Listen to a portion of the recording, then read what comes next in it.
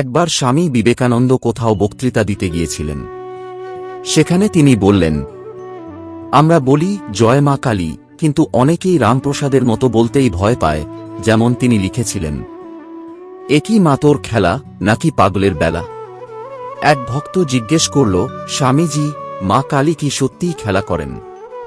স্বামীজি হেসে বললেন, যে মা রামপ্রসাদকে তার নিজের ভাষায় বোঝেন, সেই মা নিশ্চয়ই খেলার মজাও বোঝেন। একবার স্বামী বিবেকানন্দ কোথাও বক্তৃতা দিতে গিয়েছিলেন। সেখানে তিনি বললেন, আমরা বলি জয় মা কালী, কিন্তু অনেকেই রামপ্রসাদের মতো বলতেই ভয় পায়, যেমন তিনি লিখেছিলেন, একই মাতোর খেলা নাকি পাগলের বেলা। এক ভক্ত জিজ্ঞেস করল, স্বামীজি, মা কালী কি সত্যিই খেলা করেন? স্বামীজি হেসে বললেন, যে মা রামপ্রসাদকে তার নিজের ভাষায় বোঝেন, সেই মা নিশ্চয়ই খেলার মজাও বোঝেন।